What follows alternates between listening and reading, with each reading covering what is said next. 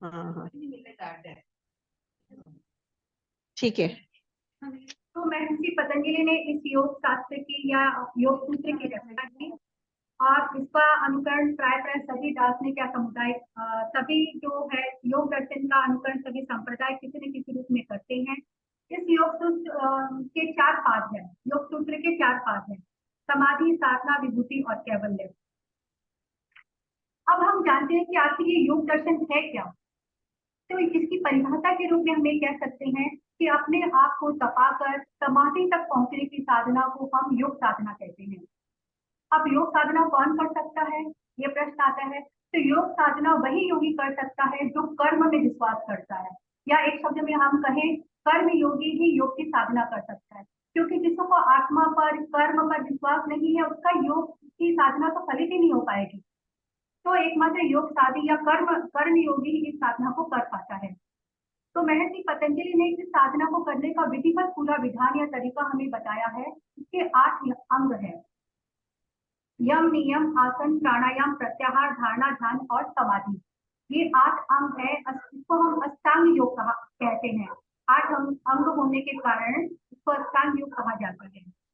तो ये 8 अंग में जो प्रथम 3 अंग है, यम, नियम और आसन, ये हमारे शरीर से संबंधित है। प्राणायाम, प्रत्याहार और धारणा ये हमारे मन से संबंधित है। और जो ध्यान है वो जीव से संबंधित है, यानी हमारी आत्मा से संबंधित है। महर्षि पतंजलि ने समाधि मार्ग यम से शुरू किया है। उन्होंने विधिवत बताया कि यदि किसी को अष्टांग योग से साधना करनी है, योग की साधना करनी है, तो उसका मार्ग हमेशा यम से शुरू होगा। लेकिन आजकल हम क्या करते हैं, आजकल हम आसन या प्राणायाम करने को ही योग समझते हैं। यम नियम को हम भूल जाते हैं और सीधा हम किस पर आ जाते हैं, हम योग पर आ जाते हैं। तो अब हम बात करते हैं महर्षि पतंजलि के अनुसार योग दर्शन की, जिसमें सबसे पहला स्थान है यम का। यम क्या होता है? यम का संबंध होता है संयम से। यम संयम, इसका मतलब संयम है। और संयम और यम का एक अर्थ है बाहरी अनुशासन। जब हम इस दुनिया में आते हैं तो बहुत सारे लोगों के संपर्क में आते हैं। हमें किसके साथ कैसा व्यवहार करना है, कैसे हम दूसरों के साथ कंफर्टेबल रहे, इन सब बातों का ज्ञान हमें यम के दौरान कराया जाता है। महर्षि पतंजलि ने यम की 5 अनुशासन बताए हैं: अहिंसा, सत्य, अस्तेय, ब्रह्मचर्य और अपरिग्रह। अहिंसा क्या होता है? शब्दों या विचारों या कर्मों से किसी को अकारण हानि नहीं पहुंचाना, ये अहिंसा है। सत्य, विचार व्यवहार में सत्यता होनी चाहिए। अस्तेय, चोरी की प्रवृत्ति का ना होना। ब्रह्मचर्य का मतलब होता है ब्रह्म जैसी चर्या, यानी ब्रह्म की साधना करना। और अपरिग्रह, इसका मतलब होता है आवश्यकता से अधिक संचय नहीं करना। क्या आज हम ऐसा करते हैं? यदि आज के परिप्रेक्ष्य में हम सिर्फ यम की बात करें, तो कौन ऐसा है जो आज हम हिंसा का बात बात पर हम हिंसा करने को उतारू हो जाते हैं। थोड़ी सी बात होती है, इसको मार दिया, उसको गलत शब्द कह दिया, मन से, वचन से, काया से हम हिंसा करते ही हैं। और किसी पर थोड़ा सा मतलब विचार आते हैं, हम किसी पर झूठा आरोपण लगाना या फिर आवश्यकता से अधिक संचय करना, ये सब तो हमारी दैनिक आदतों में है।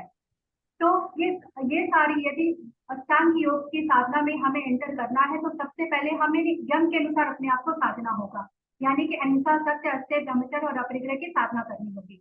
उसके बाद दूसरा नंबर आता है नियम का। देखिए, किसी भी साधना के लिए एक नियम, एक अनुशासन का होना बहुत आवश्यक है। इसमें हम सदाचार का पालन करने की बात कही जाती है। इसका भी उन्होंने 5 भागों में वर्णन किया है। सबसे पहला आता है शौच, संतोष, तप, स्वाध्याय और ईश्वर प्राणिधानी। तो शौच किसे कहते हैं? शौच का मतलब होता है कि शारीरिक और मानसिक शुद्धि, इसको हम कहते हैं शौच। अब शारीरिक शुद्धि कैसे होती है? जैसे हम प्रतिदिन स्नान करते हैं, पवित्र वस्त्र पहनते हैं, पवित्र भोजन आदि करते हैं, जिससे हमारा हमारा हमें एक शुद्धि महसूस होती है, शुद्धिकरण होता है, हमारा बाहरी शुद्धिकरण होता है। और मन की शुद्धि का उपाय उन्होंने मैत्री, करुणा, प्रेम, ये सारे जब हम भाव से लोगों के साथ मतलब बात करते हैं और ये सारे भाव हमारे अंदर रहते हैं, तो हमारे मन की शुद्धि होती है। तो इस प्रकार उन्होंने सबसे पहला नियम पालन करने का तरीका बताया शौच। उसके बाद है संतोष। हमें हमेशा संतुष्टि के भाव में रहना चाहिए। जो कुछ हमें ईश्वर की कृपा से प्राप्त हुआ है, उसमें संतुष्ट रहते हुए यदि हम प्रसन्न रहते हैं, तो हम योग की साधना अच्छे से कर पाएंगे। तीसरा नंबर पे आता है तप। स्वयं से स्वयं को अनुशासित करना, ये तप कहलाता है। कर्म शरीर को तपाना भी तप कहलाता है। उसके बाद स्वाध्याय, स्वयं से स्वयं का अनुशासन करके आत्मा का के बारे में चिंतन करना, आत्मा का अध्याय करना, स्वयं का अध्ययन करना स्वाध्याय कहलाता है। और ईश्वर प्राणिधान, ईश्वर प्राणिधान में एक विश्वास की बात आती है कि ईश्वर जो भी हमारा इष्ट होता है उसके पर पूरी तरह समर्पित हो जाना, पूरी तरह विश्वास करना, उसको कहा जाता है ईश्वर प्रणिधान। तो ये 5 प्रकार उसको उन्होंने क्या कहा जाता है, क्या कहा आपने? ईश्वर प्रणिधान। ईश्वर प्राणिधान। हाँ, ईश्वर ओके। प्रणिधान, सॉरी प्रणिधान, हाँ, ईश्वर प्रणिधान। समझ गया, ठीक है। मैं आपको मैसेज कर दूंगी। ईश्वर प्रणिधाना। हाँ वही प्रणिधान ईश्वर तो ठीक है। ईश्वर प्रणिधान, हाँ वो तो समझ गए, वही ईश्वर प्रणिधान है। प्रणिधान, ईश्वर के हाँ, पास रहना, ईश्वर के प्रति ईश्वर के नजदीक रहना। तीसरा बताया आसन। आसन के बारे में तो हम सब जानते ही हैं। योगासन के द्वारा शरीर को नियंत्रित करना। आसन शरीर को साधने का एक बहुत ही अच्छा तरीका है। हालांकि योग दर्शन में कोई विधि किसी आसन के नाम, किसी विशेष प्रकार के आसनों का नामोल्लेख नहीं किया गया है। फिर भी जो भी आसन में आप सुविधा पूर्वक रह सकते हैं, उस आसन में आप रहकर योग की साधना कर सकते हैं। लेकिन यहाँ पर एक बात मैं बताना चाहूंगी, जो हम लोगों ने पढ़ी थी, सबसे अच्छा है स्थिर सुखासनम। स्थिर सुखासना मतलब ध्यान के लिए बहुत आवश्यक है कि अपने मन वचन काया को स्थिर करना। और उसमें सबसे पहला नंबर आता है काया को स्थिर करने के लिए स्थिर सुखासना, मतलब जिस आसन में आप सुविधा पूर्वक अच्छे से बैठ सकते हैं उस आसन का चुनाव करें। तो ये है आसन की बात। अब आती है प्राणायाम। प्राणायाम देखिए, कोई भी योग साधना के लिए अपने मन को नियंत्रित करना बहुत आवश्यक है, क्योंकि मन चंचल होता है और साधना में वो हमारा ध्यान नहीं लगने देता है। तो प्राणायाम के अंतर्गत हम क्या करते हैं, अपने विचारों को नियंत्रित करते हैं, अपने विचारों को कंट्रोल करने की कोशिश करते हैं। आप विचारों को कंट्रोल करने की कोशिश करने का बहुत अच्छा उपाय उन्होंने बताया कि विचारों को देखना, कुछ नहीं सोचना, कुछ नहीं करने की स्थिति में चुपचाप एकांत में आप आसन ग्रहण करके बैठ जाइए, क्योंकि आत्मा का स्वभाव कुछ करना नहीं है बल्कि कुछ नहीं करना है। उस आत्मा स्वभाव को हम प्राप्त करते हैं, तो ये है प्राणायाम की साधना। उसके बाद उन्होंने बताई प्रत्याहार। प्रत्याहार का मतलब होता है अपने मन और इंद्रियों को अंतर्मुखी बनाना। प्राणायाम में श्वासों पर नियंत्रण करने से मन का नियंत्रण होता है, तो ये वो अपने नहीं उसमें ऐड किया, अगर नहीं किया तो जरूर करना चाहिए, क्योंकि प्राणायाम का आधार ही है श्वास। यही तो मैंने बताया, श्वासों के ऊपर नियंत्रण करके, मतलब श्वासों को नियंत्रित करके ही आपको। अच्छा, ये आपने बोला क्या, मुझे सुनाई नहीं दिया। Okay okay. उसके बाद प्रत्याहार है। प्रत्याहार में क्या होता है, उसमें पूरक रेचक वो आपने नहीं बोला ना, क्या चीज? पूरक कुंभक रेचक वो सारी बातें अभी नहीं ना। पूरक क्या होता है श्वास और श्वास में? अच्छा, श्वास के 3 प्रकार होते हैं, कुंभक, रेचक और रेचक क्या होता है, कुंभक क्या होता है? कुंभक मैं मतलब ऑडिबल, मेरी आवाज आ रही है? हाँ मैम आ रही है। मैम ये हाँ मैम आप बता रहे हैं क्या? नहीं ना, नहीं, बताइए। आपको बताना है, आपको बताना है। कुंभक, रेचक और एक और क्या होता है मैम, मुझे याद नहीं आ रहा है इसका। ये तो मैंने लिखा नहीं है। पूरक, पूरक सबसे पहले जब फेफड़े में श्वास भरते हैं। ये आपने लिखा है, ये आपने लिखा है। तो मुझे इसमें शायद कहते हैं कि जब हम फेफड़े से सांस लेते हैं ना, तब हम जो वायु फर्स्ट टाइम जो भरते हैं उसको बोलते हैं पूरक, मतलब सांस को पूरना। फिर जब हम श्वास को भर के श्वास छोड़ना उसको रेचक कहते हैं, श्वास को रोकना कुंभक कहते हैं। मैं अपने मन से बोलने की कोशिश कर रही हूँ। बाहर रोकने को बाहरी कुंभक और अंदर रोकने को अंतर कुंभक कहते हैं।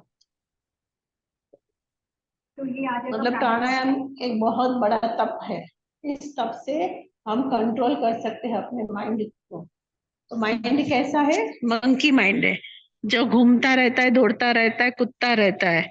तो उसको कंट्रोल करने का ये सबसे बड़ा उपाय है, क्योंकि मन को कंट्रोल नहीं किया तो आगे कोई भी साधना कर ही नहीं सकता है जीव। इसीलिए ये एक बेसिक और बहुत इम्पोर्टेंट प्राणायाम है। मेरी आवाज आ रही है सबको? आ रही है मैम। हेलो। हाँ हाँ आ हाँ रही है मैम। हाँ, कंटिन्यू अरुणा जी। हाँ, इसके बाद आता है प्रत्याहार। हमने आसन के द्वारा श्वासों को तो कंट्रोल कर लिया। अब है कि अब बारी आती है इंद्रियों की। हमारी इंद्रियां, हमारी सारी इंद्रियां तो श्वास के साथ कंट्रोल नहीं होती है। इंद्रियां हैं वो बाहरीमुखी होगी, बाहर के विषयों पर अपना ध्यान देगी, बाहरी को विषय को देखेगी, तो फिर हमारा ध्यान नहीं लगेगा, हमारी साधना नहीं हो पाएगी। इसके लिए उन्होंने बताया कि प्रत्याहार करो। प्रत्याहार का मतलब होता है इंद्रियों को विषयों से हटाकर उनको अंतर्मुखी बनाना। जब इंद्रियां अंतर्मुखी बन जाती है तो क्या होता है कि हमारा ध्यान ज्यादा भटकता नहीं है। हम बहुत अच्छी तरह अपने श्वासों को नियंत्रित भी कर सकते हैं और अपने ध्यान को एकाग्रित होकर लगा भी सकते हैं। उसके अलावा प्रत्याहार का एक और बड़ा फायदा होता है कि जब हमारी इंद्रियां अंतर्मुखी होती है, अंतर्मुखी होने का मतलब क्या हुआ, हम कान से जो शब्द सुन रहे हैं अनावश्यक शब्दों को न सुने, आंख से अनावश्यक न देखे, मुख से अनावश्यक शब्दों को न बोले और नाक से अनावश्यक सुगंध या दुर्गंध को न ले। तो क्या होगा, इससे जो ऊर्जा बचेगी वो ऊर्जा हमारे अंदर संग्रहित होगी। और ऊर्जा का संग्रहित करने का ये बहुत अच्छा तरीका है प्रत्याहार, कि हम ज्यादा से ज्यादा विषयों से अपने आप को अलग रखें ताकि हमारी इंद्रियां अंतर्मुखी बने, और अंतर्मुखी इंद्रिया बनने से हमारी ऊर्जा का संग्रह होता है। तो उस संग्रहित ऊर्जा का उपयोग शरीर कैसे करता है, देखिए अब हम आपको बताते हैं धारणा के अंतर्गत। जब हमने इंद्रियों को अंतर्मुखी बना लिया, अपने विचारों को कंट्रोल कर लिया, प्राणायाम के द्वारा, प्रत्याहार के द्वारा इंद्रियों को अंतर्मुखी बना लिया, तो क्या हो गया, हमारे पास बहुत सारी एनर्जी सेव हो गई, बहुत सारी ऊर्जा हमारे पास रह गई। अब उस ऊर्जा से क्या होता है, हम ध्यान की निरंतरता को बनाए हुए रखते हैं, एकाग्रता हमारी सज रही है और हमारे पास बहुत सारी ऊर्जा हो गई है। तो उस ऊर्जा से धीरे धीरे धीरे जब हम ध्यान कंटिन्यूअस करते रहते हैं तो क्या होता है, हमें सिद्धियों की प्राप्ति होती है। और उन सिद्धियों को, और उस सिद्धि को बोलते हैं अष्ट ऐश्वर्य। ये सारी इन सिद्धियों की हमें प्राप्ति होती है और इन सिद्धियों को हम कहते हैं अणिमा, लघिमा, प्राप्ति, प्राकाम्य, वशित्व, महिमा, विशत्व और यत्र कामा वशित्व। इस प्रकार हमें 8 सिद्धियां प्राप्त होती है। अरुणा जी, वो अरुणा जी, सिद्धियों के बारे में थोड़ा बोलिए। हाँ अब आप ही हाँ। रिपीट कीजिए। अणिमा, अणिमा का मतलब होता है जैसे हम अपने आप को कितना भी छोटा या कितना भी बड़ा बना सकते हैं, या हम अदृश्य करने की शक्ति हमारे अंदर आ जाती है। यदि हम किसी को नहीं दिखना चाहते हैं तो हम अदृश्य भी हो सकते हैं। इस तरह की कैपेसिटी, इस तरह का पावर हमारे अंदर आ जाता है इस अणिमा लब्धि के द्वारा। उसके बाद लघिमा। लघिमा, जब ये लब्धि हमें प्राप्त होती है, ये शक्ति हमें प्राप्त होती है, तो हम अपने आप को रुई जैसा हल्का बना सकते हैं। अरुणा जी, एक डाउट था, एक प्रश्न है। सेकंड अरुणा जी। हाँ बोलिए साहब जी। जैसे आप लब्धि का बोल रहे हैं, रिद्धि का, तो इसमें मतलब चक्र हीलिंग होती है क्या? क्या होती है? नहीं, चक्रा हीलिंग अलग है, वो हीलिंग अलग है और ये सिद्धियां अलग होती है शायद। अच्छा मैम। ये जो ये सारी चीजें करते हैं तो उसका आउटकम है भाई। मैम आपकी आवाज कम आ रही है। कम इसीलिए मैंने आज वीडियो ऑफ रखा, क्योंकि यहाँ नेटवर्क का थोड़ा प्रॉब्लम है, तो मैंने वीडियो इसीलिए ऑफ रखा कि मेरी आवाज आपकी भी मुझे सुनाई दे बराबर से। अभी बराबर आ रही है? अभी प्रॉपर आ रही है, बीच में शायद माइक हाँ थोड़ा इधर हुआ होगा, बहुत अच्छे से आ रही है। हाँ, तो इसको ये रिद्धि सिद्धि जो होते हैं ना, जब हम ये सारी तरह के सब प्रयोग करते हैं तो उसका जो बाई प्रोडक्ट होता है, मतलब हमारा लक्ष्य तो कोई और है पर ये सारी चीजें भी उसके साथ साथ हमको प्राप्त होती है। और जब कोई भी ऐसी जरूरत आ जाए कि हमको ये करना पड़े, जैसे कुनकुन आचार्य ने अपना शरीर को छोटा बना के सिमंदर स्वामी के पास गए थे, अपने जो डाउट थे उसको क्लियर करने के लिए। तो इस तरह की जब सिद्धियां होती है तो उसका प्रयोग करके वो लोग अपना जो काम है वो परमार्थ के लिए, आत्मार्थ के लिए, धर्म के लिए यूज कर सकते हैं। तो ऐसा करने में पर अगर यही समझ के ये रिद्धि सिद्धियों में ही अगर वो अंजित हो जाते हैं, मतलब उसके ऊपर उसके प्रति उनका आकर्षण बढ़ जाता है और वो प्राप्त हुआ ऐसा मान हो जाता है, तो वहां से उनके गिरने के बहुत चांसेस होते हैं। तो ज्यादा से ज्यादा जब तक हो तब तक तो जो ये साधु है या संत है कि जिसको आत्मा के प्रति, मोक्ष के प्रति लगाव है, वो उसमें आगे बढ़ना चाहते हैं, तो ये इस चीजों को ध्यान नहीं देते हैं, उनके प्रति मान नहीं करते हैं, क्योंकि अगर ऐसा करते हैं तो वो उसके नीचे गिरने का कारण हो सकता है। पर कभी ऐसी जरूरत पड़े तो उसका यूज सच्ची तरह से करते हैं। ठीक है साहब जी। और जो चक्रा हीलिंग है वो तो अपने शरीर के जो चक्र, मेरे को डाउट था इसलिए मैंने पूछा। हाँ क्या डाउट था आपका कि वो नहीं, एक ही अलग? आ रहे थे ना, तो उस पे से मुझे लगा कि उनको प्राप्त हो रहा है तो कैसे हो रहा है।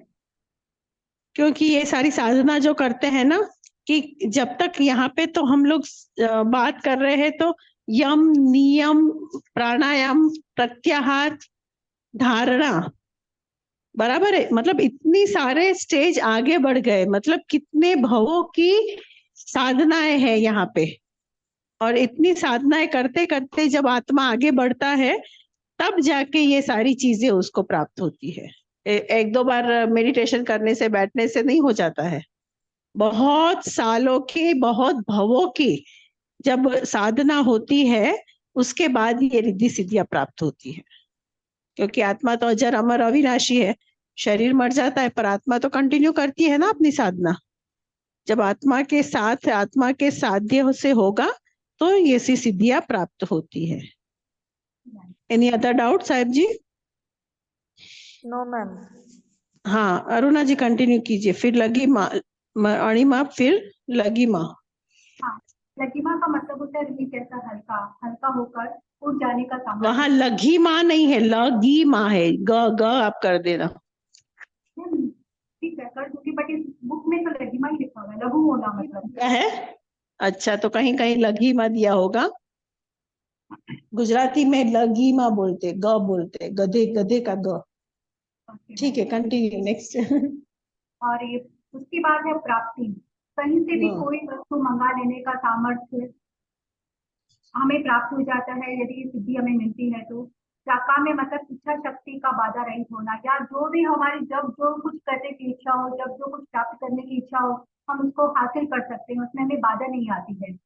यानी अपनी इच्छा अनुसार कुछ भी कार्य कर सकते हैं। वशिष्ठ मतलब सबको वश करने का सामर्थ्य होना, ये हमें प्राप्त हो जाता है, हम किसी को भी अपनी तरफ अट्रैक्ट कर सकते हैं। महिमा का मतलब पहाड़ के समान बड़ा बनना, और ईश्वर मतलब भौतिक पदार्थों पर अधिकार जमाना, मतलब हमें सभी भौतिक सुख सुविधाओं की प्राप्ति हो जाती है। और यत्र कामा वशिष्ठ मतलब संपूर्ण संकल्पों की सिद्धि। तो इस प्रकार की ये 8 सिद्धियां हमें प्राप्त होती है, जैसा कि किसी मैम ने बता ही दिया सारा कि सिद्धियां, जब कोई भी सिद्धि प्राप्त होती है तो डेफिनेटली हमें अहंकार तो होता ही है। तो ये अहंकार करने वाला सीधा नीचे गिरता है, अपनी आत्मा का पतन करता है, अपनी तो साधना का प्रभाव या फिर अपनी साधना का जो भी साधना का जो भी प्रभाव रहता है उस प्रभाव को कम कर देता है, उसकी साधना प्रभावहीन बन जाती है और उस सिद्धियों को जब हासिल करता है तो उन सिद्धियों को मतलब समय आने पर, उचित अवसर पर यथासंभव प्रयोग करने की कोशिश करता है निस्वार्थ भाव से, तो फिर उन सिद्धियों का प्रभाव बना रहता है। और कुछ बताना मैम उन सिद्धियों के बारे में? आपने जब आसन का बताया तब मेरा थोड़ा नेटवर्क थोड़ा क्लियर नहीं था, तो आपने वहां आसन के बारे में डिटेलिंग में बताया कौन कौन से आसन करते हैं ज्यादातर पतंजलि योग वाले? मैम पतंजलि योग में महर्षि पातंजल ने तो अपने योग शास्त्र में कोई किसी खास चर्चा नहीं की है, लेकिन उसके बाद आचार्यों ने कुछ आसन के नाम बताए हैं। हाँ बहुत सारे आसन, कुछ नहीं, बहुत सारे आसन। हाँ उसमें से थोड़े 2-4 के नाम बता सकते हैं? मैम अभी नाम तो मेरे पास नहीं लिखे हुए हैं ना, मुझे याद है, बट सूर्य नमस्कार उसमें से एक है, एक है, या फिर स्थिर सुखासनम, मैंने इसके बारे में बताया था। सुखासनम सबसे अच्छा। पद्मासन है, पद्मासन है, अर्ध पद्मासन है, ताड़ासन है, सुखासन है, भुजंगासन है, मकरासन है, मयूरासन है, मतलब अलग अलग जो आसन करते हैं ना वो सारे आसन वो सारे जो आसन है ना, वो आसन का बहुत बहुत महत्व वहां दिया गया है। और उस आसन के करने से आपको फिजिकली भी बहुत बेनिफिट्स मिलते हैं। यहाँ पे तो जब हम बात कर रहे हैं तो ध्यान में आगे बढ़ने की बात चल रही है ना, पर उसके पहले जो इस सब आसन अलग अलग प्रकार के करने से फिजिकली बेनिफिट्स भी बहुत मिलते हैं। जैसे मेंटल स्ट्रेस कम होता है, वैसे बहुत सारे रोग जो होते हैं ना, बीपी के, शुगर के, फिर अपने मेंटल स्ट्रेस होता है, फिर कितने भी बहुत सारे प्रॉब्लम्स है, वो सारे प्रॉब्लम्स धीरे धीरे ये आसनों के द्वारा उसको कम किया जा सकता है, और नहीं तो खत्म भी किया जा सकता है। ठीक है, लेकिन यहाँ पर बात में हम शरीर को नियंत्रण करने के लिए और अपने शरीर को साधने के लिए आसनों का उपयोग करते हैं। हाँ। और यम और नियम में क्या फर्क है? यम में तो जैसे इसमें संयम का है, इसका संबंध तो संयम से है कि हम संयम करें, हम मतलब हिंसा न करें, अपने मन 5 पर महाव्रत, अहिंसा, सत्य, अस्तेय, ब्रह्मचर्य और अपरिग्रह। हाँ, उनका हम संयम करें। और हाँ, नियम का पालन करना है हमें, शौच, संतोष, तप, स्वाध्याय, ईश्वर प्रणिधान, ये सारे नियम बताए गए हैं, इनका पालन करना है। तो यम जो है ना, वो लाइफ लॉन्ग वाउस है, जीवन पर्यंत जब तक जी रहे हैं तब तक उसको उसका पालन करना है। और जो नियम होते हैं, मतलब जो हर कोई नहीं कर सकता, it is very difficult for everyone. जैसे साधु हमारे श्रावक आचार और मुनि आचार में होते हैं, तो मुनि जो होते हैं वो 5 महाव्रत का पालन जीवन भर करते हैं, पर जो श्रावक होते हैं वो उसको जरूरी नहीं है कि वो जीवन भर करे, तो वो थोड़े नियम ले लेते हैं। तो यहाँ पतंजलि में भी थोड़े नियम जो करते हैं और थोड़े समय के लिए जो उसका पालन करते हैं, तो उसको बोलते हैं नियम। और यहाँ पे अलग अलग प्रकार के नियम के बारे में बताते हैं, कहीं स्नान का, भोजन के बारे में, शरीर की कैसी शुद्धि रखनी है, कैसे भाव रखने हैं। और फिर मेन इंपॉर्टेंस वहां पे संतोष को दिया गया है, संतोष, तप और स्वाध्याय। मतलब संतोष, मतलब ये सारी चीजों का भी जो नियम करते हैं डे टू डे लाइफ में, उस सारी चीजों को नियम के अंदर लिया गया है, which is not life based, it is not life long wow, it is time based wow. थोड़े समय के लिए, कि इतने समय के लिए चौमासे में मैं ये इस चीज नहीं खाऊंगा, तो मतलब जो हम ऐसी उस प्रकार के जो नियम लेते हैं वो सारे नियम के अंदर आते हैं, बराबर।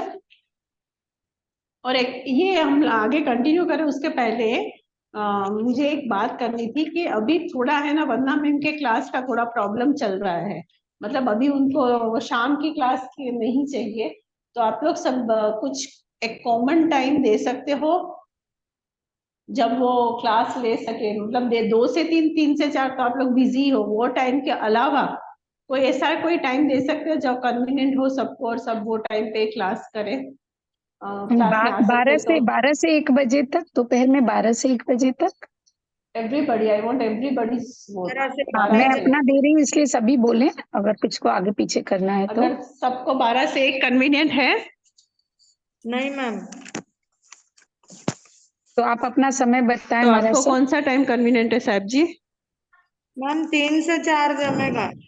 नहीं, 3 से 4 तो हो ही 3 नहीं से 4 सकता तो ना, ऑलरेडी 2 से जम ही 4। रहा है ना, वो तो जमा हुआ ही है ना। हाँ 2 से 4 तो जमा हुआ ही है। यस, उसके अलावा देना है, 2 से 4 के अलावा समय बताइए। अरुणा जी, आपको कौन सा सूट करेगा? 11 से 12 या 12 से 1 कोई एक्चुअली करेगा? मेरा टाइम दे दूं, अपने को तो एक ही 2 प्रेजेंटेशन बाकी है। और पर मैं क्या सोच रही थी कि आप लोग को रिवीजन करना है एक एक टॉपिक, मतलब जो आपका क्वेश्चन, हाँ करना है, तो फिर मेरा टाइम भी नहीं दे सकती। ठीक है, अब बोलिए ना, कोई तो बोलिए दूसरा कोई टाइम। मैम ऐसे 11 कर से सकते 12 हैं, साहिब जी, एक सेकंड साहिब जी। 10:15 to 11:15। सब 10 से 11 सबको चलेगा? हाँ चलेगा। 10:30 से 11:30, 10:30 से 11:30 सबको चलेगा? मैम ये जाएगा। हाँ हाँ हाँ हाँ। तो 10:30 से 11:30 का टाइमिंग। एक और उपाय हम लोग ये कर सकते हैं कि दोनों क्लासों में पूजा जी, आप क्या बोल रहे हो? आपकी आवाज बराबर नहीं हो रही है, एकदम फास्ट फॉरवर्ड में चली गई। 10:30 से 11:30 कितने दिन के लिए पूछ रही हूँ मैं क्लास का?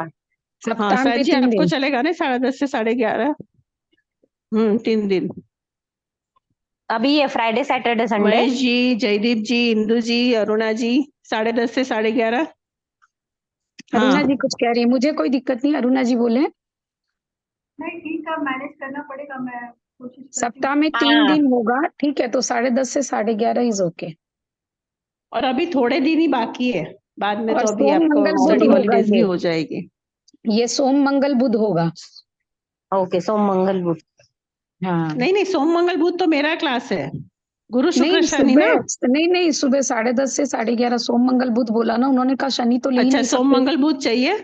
हाँ उन्होंने कहा अच्छा था, वंदना मैम ने कहा था ठीक है ठीक शनिवार है। को तो ले नहीं सकते ना, शनिवार को और क्लासेस है। पर इस वीक में आप कर लीजिएगा थर्सडे फ्राइडे, ओके क्योंकि सर। आपकी इस वीक में क्लास नहीं हुई ना वंदना जी की अभी बहुत दिन से, तो इस वीक आप कल और परसों के लिए मैं बोल देती हूँ। परसों तो वापस छुट्टी है, कल एक दिन ही होगा, देखो आपके नहीं नसीब। हुई ना इस वीक क्लास, तो कल भी हुई थी वंदना मैम की क्लास। हाँ पर अभी फ्राइडे नहीं होगा ना, हाँ ठीक है, कोई बात इलेक्शन है। नहीं। ठीक है, कल ओके। कर लेंगे हम, मैम बताएंगे तो कर लेंगे। कर लोगे ना? सबको 10:30 जमेगा ना? ओके।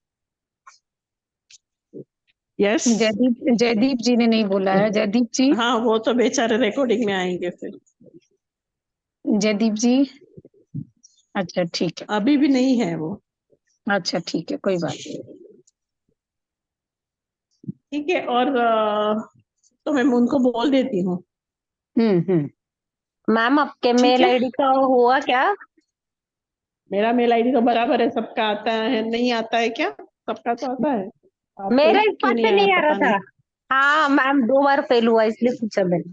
आपको मैम ने स्ट्रिक्ट कर दिया है कि आप उनके मेल पे नहीं आ सकते। नेटवर्क टीम ने किया होगा फिर।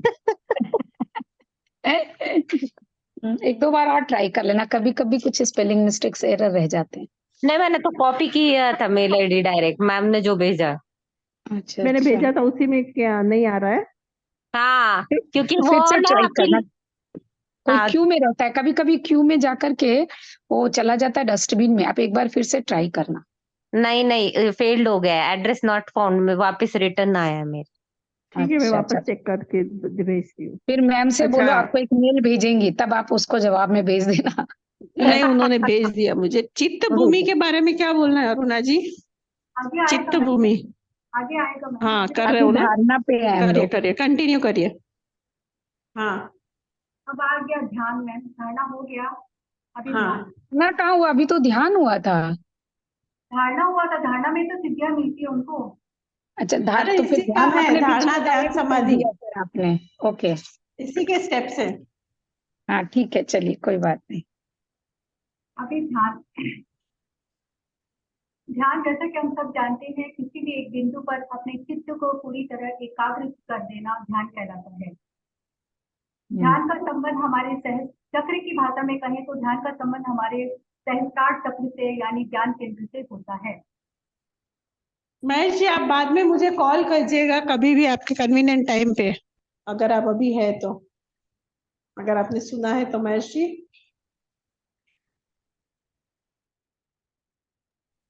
कंटिन्यू। धारणा का मतलब होता है अपने चित्त को किसी चीज के ऊपर स्थिर कर देना। चित्त को किसी चीज के ऊपर स्थिर कर देना का मतलब होता है या तो हम नाभि चक्र के ऊपर या अपने दोनों आईब्रोज के मध्य जो दर्शन केंद्र जो हमारा होता है उसके ऊपर या किसी भी भाग पर जहां पर भी हम आराम से अपने चित्त को एक जगह स्थिर कर सके, वहां पर चित्त को स्थिर करके हम अपने और ध्यान लगाना।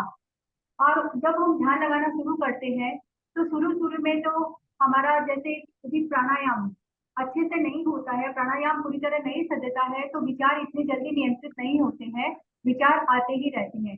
लेकिन जैसे जैसे हम प्राणायाम की यात्रा करके धीरे धीरे हम धारणा और ध्यान तक पहुंचते हैं, तो हमारे और उस चित्त को एकाग्र करके और एक ही वस्तु पर हम नियंत्रित करते हैं, तो धीरे धीरे हमारे विचार आने कम हो जाते हैं और हमें एक शून्यता जैसी अवस्था भी प्राप्त हो जाती है। जब ध्यान की परिणति होती है, जब ध्यान की एकाग्रता की सीमा पर पहुंच जाता है, तो उस समय ये स्थिति बन सकती है, एक शून्यता की स्थिति तक हम पहुंच सकते हैं, तो उसे हम ध्यान की निष्पत्ति कहते हैं। लेकिन जब हम ध्यान लगाते हैं, एक बार ध्यान लग जाता है, लेकिन ऐसा होता है कि थोड़े थोड़े समय पर ध्यान टूट भी जाता है।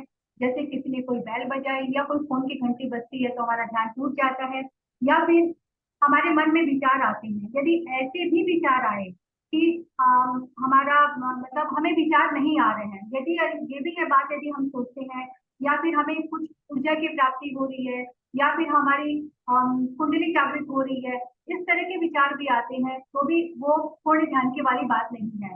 विचार तो विचार ही है, कैसे भी विचार आए। विचारों का जहाँ आना सिलसिला शुरू रहता है, उस अवस्था को हम ध्यान नहीं कहते हैं। जहाँ एक विचारों का सिलसिला थोड़ा रुक जाता है, हम कंट्रोल कर लेते हैं, और उस अवस्था को हम ध्यान की अवस्था कहते हैं। जब ध्यान घटता है, पूरी तरह जब ध्यान घटता है, पूर्ण ध्यान की अवस्था तब आती है, तो उसका अनुभव तो हम किसी को कह ही नहीं सकते हैं। वो अवस्था ऐसी आती है कि वो एक परम आनंद की अवस्था होती है, चित्त पूरा आनंद से भर जाता है, और उस अवस्था को तो हम एक अनुभव गम्य अवस्था है, उसका हम किसी के सामने उसका वर्णन ही नहीं कर पाते हैं। तो ये अवस्था है, ये है ध्यान की अवस्था बताई गई है योग दर्शन में। अब आता है हमारा समाधि, जो कि अंतिम है इसका, अरे आठवां अंग है समाधि। नहीं मैम कुछ और बोलना है? नहीं, ठीक है। समाधि, ध्यान में हम जिस ध्येय को चुनते हैं, जिस भी ध्येय को धारण करके हम ध्यान करते हैं, जब उस ध्येय की प्राप्ति हो जाती है, जब हमें अपने ध्यान में सिर्फ और सिर्फ वो ध्येय दिखने लग जाता है, तो और उस समय वो ध्यान की पूरी अवस्था मानी जाती है। और उस समय जब हम ध्यान पूरी तरह ध्येय को देखने लग जाते हैं, तो एक ऐसी अवस्था धीरे धीरे घटित होती है जहाँ पर हमें भिन्नता दिखाई पड़ती है, और उस भिन्नता की अवस्था को हम ये कह सकते हैं, आत्मा भिन्न शरीर भिन्न। शरीर भिन्न और आत्मा भिन्नता की अवस्था आती है, जहाँ ध्यान और ध्याता एक हो जाते हैं, दोनों अलग नहीं रहते हैं, और उस अवस्था को कहा जाता है समाधि की अवस्था। तो ये है 8 अंग जो योग दर्शन में बताए गए हैं या योग सूत्र में बताए गए हैं, इनका वर्णन मैंने किया। अब है कि योग सूत्र में समाधि, चित्त समाधि की चर्चा की गई। चित्त समाधि को बहुत महत्वपूर्ण बताया गया है। जैसे कि मैंने स्टार्टिंग में बताया, चित्त शुद्धि की बात की, चित्त को एकाग्र करना, चित्त को शुद्ध करना, ये सारी बातें योग दर्शन में अधिक बताई गई है। चित्त आखिर होता क्या है, चित्त क्या है, चित्त के बारे में बताया गया है कि ये एक मैं चित्त एग्जैक्टली क्या होता है, ये प्रकृति की रचना है, ऐसा लिखा हुआ है। ये जड़ होती है, प्रकृति की रचना होती है, सदोगुण युक्त होता है, ये सारी चीजें मुझे पता है। और ये आत्मा के प्रकाश से प्रकाशित होती है, इसमें अपना प्रकाश नहीं होता है, और ये बाह्य वस्तु का ज्ञान आत्मा को करवाती है।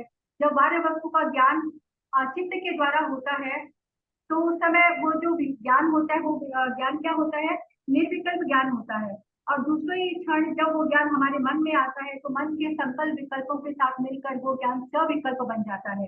तो ये चित्त ये सारे काम करवाता है, ज्ञान को निर्विकल्प से सविकल्प बना, पहले ज्ञान प्राप्त करना, उसको निर्विकल्प ज्ञान प्राप्त करना, उसके बाद उस ज्ञान को सविकल्प बनाना, और चित्त को और आत्मा को बाह्य पदार्थों का ज्ञान कराना, ये सारा काम होता है चित्त का। अब चित्त की कुछ भूमियां बताई गई है। चित्त की भूमियां है चित्त, मूड, क्या क्या है, चित्त, मूड, एकाग्र और निरुद्ध, 5 भूमियां बताई गई है। चित्त, मूड, विक्षिप्त, एकाग्र और निरुद्ध, ये 5 भूमियां बताई गई है चित्त की। चित्त चित्त किसे कहते हैं? चित्त चित्त की जब अवस्था हमारे अंदर रहती है, ये शुरुआती अवस्था है, उस समय चित्त चंचल रहता है, रजोगुण की प्रधानता रहती है स्वभाव में। रजोगुण का मतलब होता है जो चंचलता रहती है। सतुगुण, रजोगुण, तमोगुण, 3 गुण होते हैं। तो तमोगुण के ऊपर से ऊपर की अवस्था है, तमोगुण से हम ऊपर उठ जाते हैं। तमोगुण का अर्थ होता है पूर्ण, जो हमारे अंदर बुरे विचार आते हैं, तो बुरे विचार की अवस्था को तो हम मतलब छोड़ आते हैं। अभी क्या होता है, रजोगुण की मतलब चित्त में अधिकता रहती है, और मूढ़ अवस्था का मतलब होता है अज्ञान के कारण जब किसी वस्तु के संपर्क में चित्त आता है, तो उसे मूढ़ चित्त कहते हैं। जैसे नींद से बोझी हुआ व्यक्ति। विक्षिप्त चित्त मतलब निश्चितता और अनिश्चितता, कभी हम किसी चीज पर डिसीजन नहीं ले पाते हैं, उसको डिसाइड नहीं कर पाते हैं। निश्चित और हमारी स्थिति कैसी रहती है मन की, निश्चित और अनिश्चितता के बीच की जब हमारी मन की स्थिति झूलती रहती है, हमारा मन दोनों अवस्थाओं के बीच में झूलता रहता है, उस चित्त की अवस्था को कहते हैं हम विक्षिप्त चित्त। और एकाग्र चित्त मतलब जैसा कि मैंने बताया, चित्त को किसी एक वस्तु पर विशेष रूप से एकाग्र कर देना। अनिरुद्ध का मतलब होता है जब चित्त समस्त वृत्तियों का निरोध हो जाता है, चित्त से जितनी भी वृत्तियां हैं सब वृत्तियों का निरोध हो जाता है, उसे कहते हैं निरुद्ध चित्त। अब समाधि के बारे में मैं एक बात बताना भूल गई। जब हमें समाधि की अवस्था प्राप्त होती है तो समाधि दो प्रकार की होती है, एक है संप्रज्ञात समाधि और एक होती है असंप्रज्ञात समाधि, जिसे सभी समाधि और निर्विष समाधि भी कहते हैं। सप्रज्ञात समाधि में क्या होता है कि हम अपना ध्यान लगाते हैं, लेकिन किसी आलंबन के सहारे ध्यान लगाया जाता है।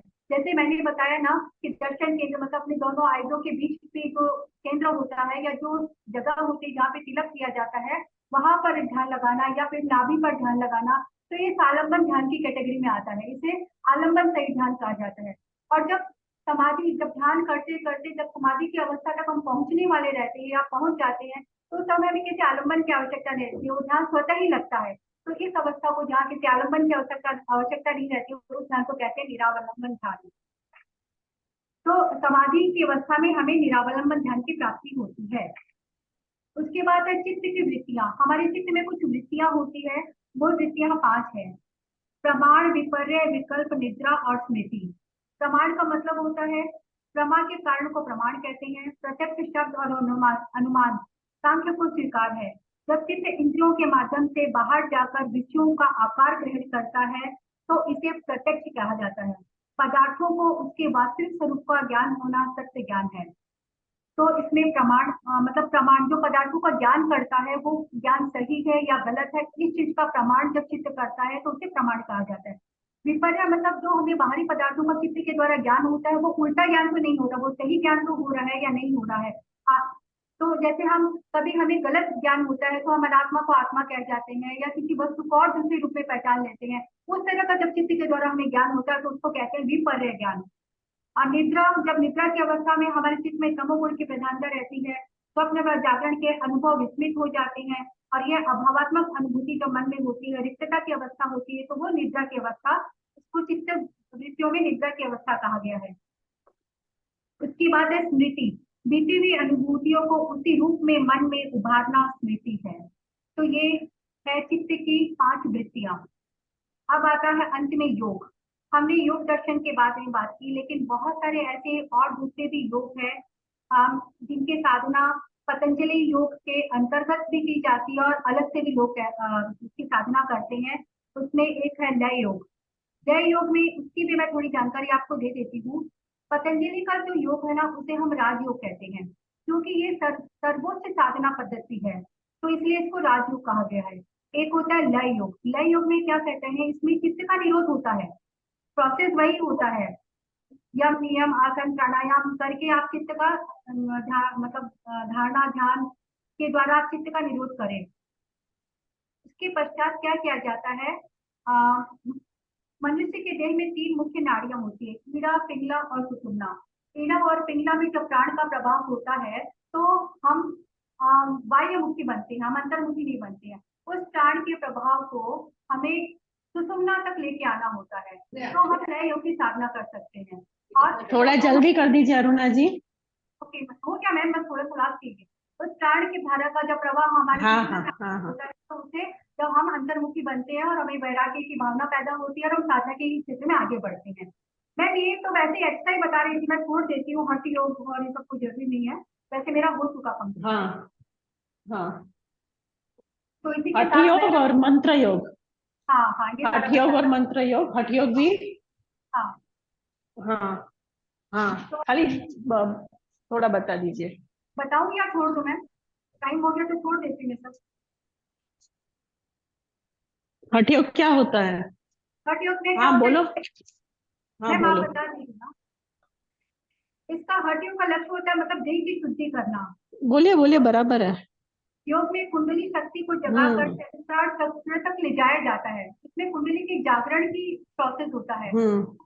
कुंडली शक्ति को मतलब जब हमारा शक्ति केंद्र होता है वहां से शक्ति को जगाकर ज्ञान केंद्र तक या सहस्त्रार चक्र तक लाया जाता है, तो इस साधना को हठ योग कहते हैं। इसमें एक जबरदस्ती साधना की जाती है, मतलब मान लो कोई बारिश में भीग कर पूरी रात ठंड में खड़ा रह रहा है बिना किसी वस्त्र के, इस तरह एक जबरदस्ती वाली साधना होती है, इसलिए इसको हठ योग कहते हैं। तो इस कुंडली जागरण और क्या मंत्र योग के मंत्र के सारे जीवात्मा और परमात्मा का मिलन मंत्र योग में जिनको काल तक इस मंत्र की साधना करते हैं तो हमें सिद्धि की प्राप्ति होती है, ये मंत्र की साधना। यस तो इसके साथ ही यस, मैंने वेरी गुड वेरी गुड। योग दर्शन को कंप्लीट किया मैम। तो ये जो और ये आपने जो आंसर लिखा है ना वो बहुत अच्छा लिखा है आपके असाइनमेंट में भी, पर खाली इसका जो निष्कर्ष है, कंक्लूजन है, वो आपने नहीं दिया है। वो देते हैं ना कोई भी आंसर के लिए तो बाद में ही वो आंसर कंप्लीट माना जाता है। मैंने एक बार नहीं कितनी बार बताया हुआ है। तो प्लीज वो कोशिश कीजिए हर कोई अपने अपने आंसर में लिखने की, conclusion of that particular topic, कि उस टॉपिक को आपको क्या लगा, कैसा लगा, क्या समझ में आया, आपकी क्या धारणा है उस, मतलब देखो जो जो क्वेश्चन आप लिख रहे हो ना वो सारे अलग अलग टॉपिक होते हैं, तो उस टॉपिक रिलेटेड जो बात होती है ना उसको आपको कंक्लूजन में लिखना जरूरी है बहुत। ठीक है, ध्यान में नहीं रहा मैम, अभी लिख के भेज दूं क्या? हाँ हाँ भेज दीजिएगा, कोई बात नहीं, फोटो भेज दीजिए, फोटो भेज देती हूँ आपको, कंफ्यूजन। व्हाट्सएप में फोटो भेज दीजिए। या मैम, थैंक यू। अच्छा, एक प्रश्न है मेरा ठीक कि है, ये जो पतंजलि का राजयोग जो आपने बताया तो है, अभी हम लोग की क्लास रहेगी मंडे, और अभी वंदना जी को क्लास में ये बंद करूंगी, फिर वो क्लास में आप लोग ज्वाइन हो जाएगा डिस्क्रिप्शन। एक प्रश्न है मैम। ठीक है, अरुणा जी से एक प्रश्न है मेरा। हाँ बोलिए। अरुणा जी, मेरा बोलिए एक बोलिए। प्रश्न है, ये जो हठ योग, ये जो आपने पतंजलि का को राजयोग कहा, उसके बाद लय योग, हठ योग, मंत्र योग, तो ये इनका क्या संबंध है पतंजलि से? इनको क्यों बताया?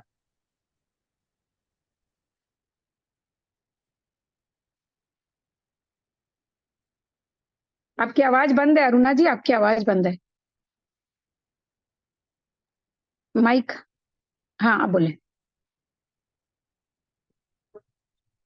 आपकी आवाज नहीं आ रही अरुणा जी, माइक तो खुल गया है, क्यों नहीं आ रही? नहीं आ रही आपकी आवाज।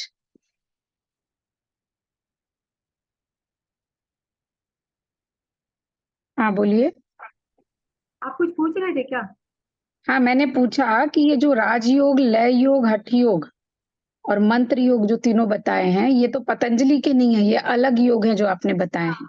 हाँ, नहीं राजयोग मतलब उनको राजयोग कहते हैं, उपमा है, उपमा हाँ, है उनको क्योंकि राजयोग कहते हैं, पतंजलि के योग को राजयोग कहते हैं, लेकिन लय योग, हठ योग और मंत्र योग ये पतंजलि में नहीं है ना।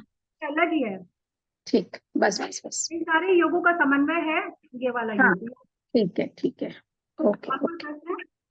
नहीं बस, क्लोज करो। बहुत सुंदर, बहुत अच्छा प्रस्तुत किया, और बहुत फास्ट, लेकिन पूरा आपने मतलब हमें पतंजलि ही समझा दिया। अब मुझे पतंजलि पढ़ने की जरूरत नहीं पड़ेगी, इतना समझा दिया आपने इतनी अच्छे से। आपको समझ में बहुत आया? सुंदर, बहुत सुंदर, बहुत। और आज मैं आपके लिए वो लेके आई थी, वो मैम वाला देने के लिए, एक कॉपी एक्स्ट्रा हो गई थी कल, जो समय प्रबंधन वाला था, मैं सोची आपको दे देती हूँ, छूट गया। ठीक है, हम तो यहाँ मेरे अपनी क्लास पास खत्म करते हैं। हाँ आप मैम, लोग ठीक वंदना मैम की है, क्लास ज्वाइन कर लीजिए। जय हम आगे जिनेन्द्र। बढ़ते हैं। जय जिनेन्द्र।